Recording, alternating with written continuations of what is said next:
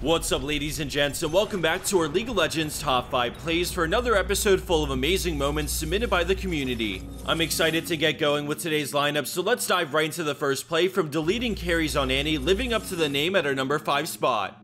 The enemy team got a pick, so they're grouping up in the mid lane, but as Annie swings around, she gives Ezreal the nod and flash ults all four at the same time. True Shot Barrage flies through, pretty much instantly picking up the triple. Wukong stealthing in, but he goes on Ezreal, so Annie's able to Q Alistar and shred the rest of his health with Ignite and Tibbers. At this point, the enemy Wukong is going deep for the kill on Ezreal, so it's just a matter of time before he gets collapsed on and stunned by Annie for the Pentakill.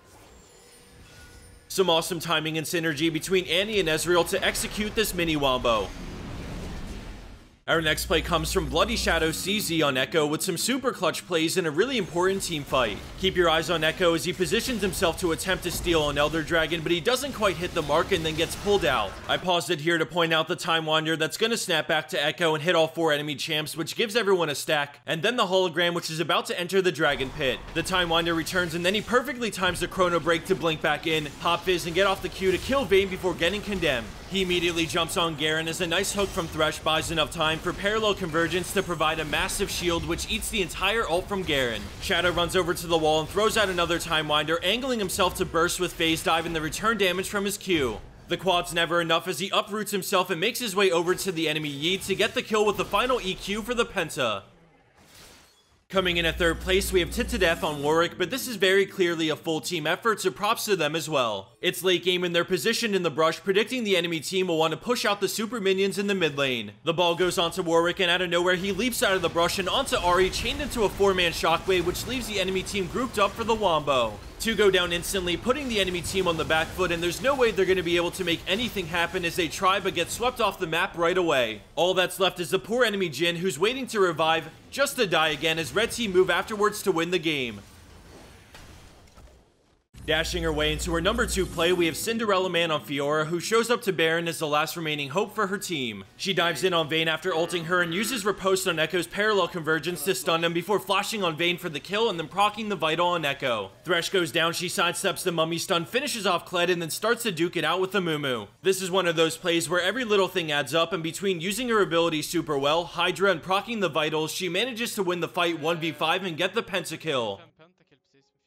And for our number 1 pro play for this week, we have King Tiger Kiet on Thresh, who's apparently a support, jungler, and carry all in one. He's waiting over the wall, and the plan here is to have his jungle Quinn attempt the steal and get lanterned out, but he takes matters into his own hands and gets the steal with the hook. Quinn gets chain CC'd and can't take the lantern, but Thresh hooks the Ekko, and with his flay damage stacked up to red, he does a nice chunk of damage and ignites him. Ekko still has ult, but Thresh ignores him and shoots for Lulu instead, taking it in double flaying, which makes Ignite do enough damage to finish off the Ekko. Another hook pulls Lulu away from the wall, and a flay slows her down, which buys enough time for Yasuo to get the kill before she can flash out. He immediately moves over to make sure he's there for the friendly Lux, but her binding roots to Sion as they walk away from this with a 4 for 2 plus Baron. Thresh does an exceptional amount of work in this play, stealing Baron, and then the choice to ignore Ekko and Q Lulu was amazing. He repositions away from Ahri and in a position to double flay, and then while he's polymorphed, he moves away and avoids the charm.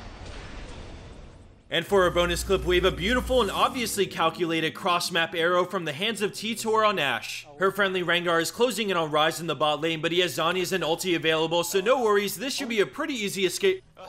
Oh, feels bad, man. Oh la vache.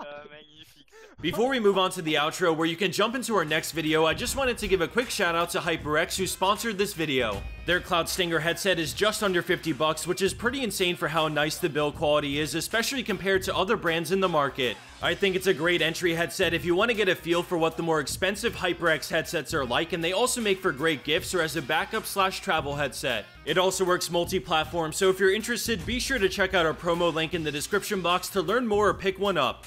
Thanks everyone for sticking around. I hope you enjoyed today's episode, and if you want to keep on rolling onto another one of our videos, here are some great options for you to choose from. Take care and have a wonderful day.